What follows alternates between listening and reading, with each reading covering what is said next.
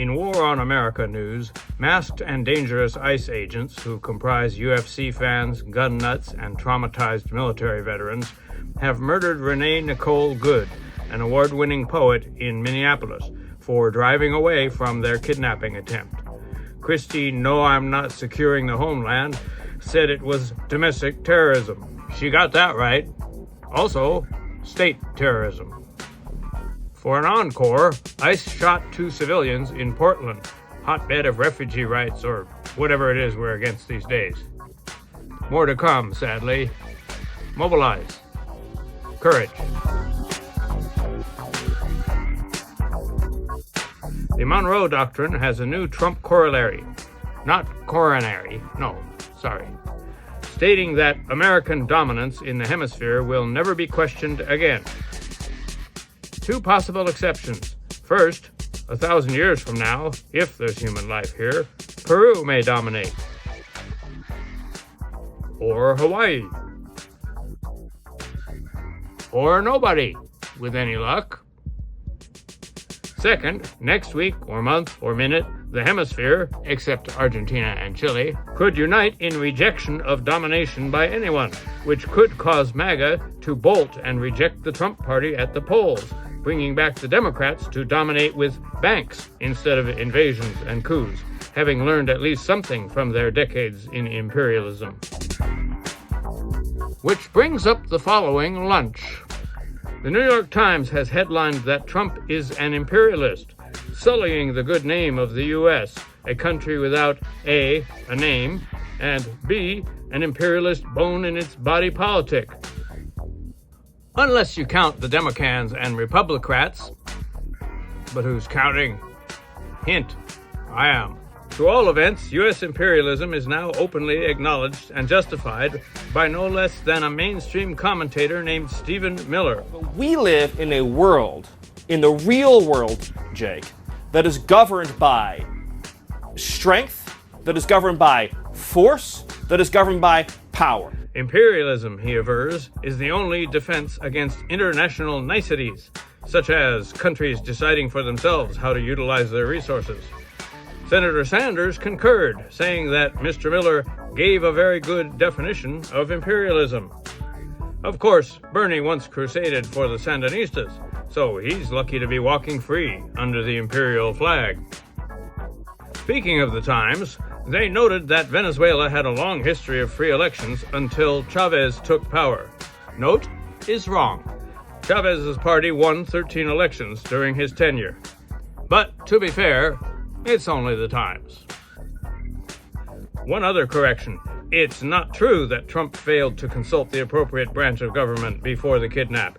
He consulted in detail with, no, not Congress, the real power in our democracy, Chevron. Once Maduro was in court, it came out that the Cartel de los Soles, the group he captained, doesn't exist. But rest assured, we were definitely attacked in the Gulf of Tonkin, and we're still looking for Saddam's WMDs. This entire thing has been a scam.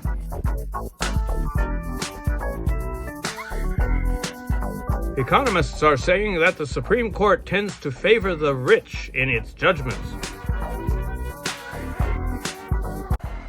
If it turns out that government in general favors the rich, the working class is likely to demand further studies to clarify exactly when this started and what the penalties are for class war grand theft. A general strike is likely to ensue after a period of re-education of complacent unions.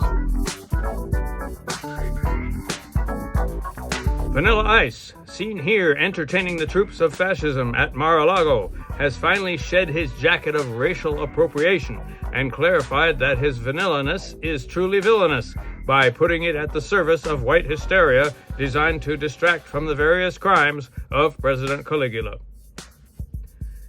Israel has ordered Doctors Without Borders to find a border and exit Gaza, based on their refusal to rat out Palestinians working with them and failure to support Israel in its war on all of Palestine. Can you believe it?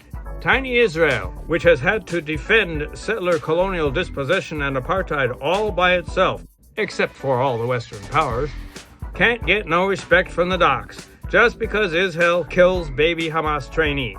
Danaiv.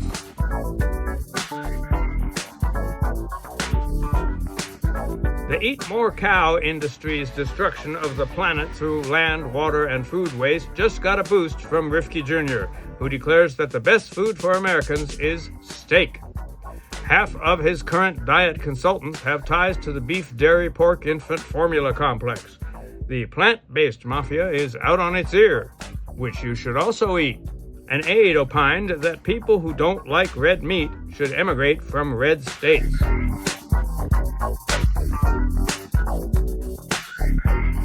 Texas A&M, short for Academic Mayhem, has told professors to delete from their curriculum passages from objectionable philosophers, specifically Plato. The woke writings include Diotima's Ladder of Love and Aristophanes' Myth of Split Humans. Look it up at your peril, students. The A's and M's canceled a sociology course as a prelude to canceling, well, sociology. Also, education, freedom, and woke shit generally, including America. Another instructor in a similar pickle advised her betters they were under the misconception that what I'm saying is illegal. She herself was under the misconception that she would continue to teach. But, for reals, who needs Plato when you've got Curtis Yarvin? In nasty business news, Sudan. The USA has been replaced by the UAE, who have similar interests in regional weight throwing and illicit gold getting. And President Trump threatened his primary adversary, Indiana Republicans, with loss of federal funding if they did not redraw their electoral map to destroy the Marxist Democrat Party. As goes Indiana, so goes the notion of a nation. Welcome to the end of democracy. We're here to overthrow it completely. We didn't get all the way there on January 6th, but we will endeavor.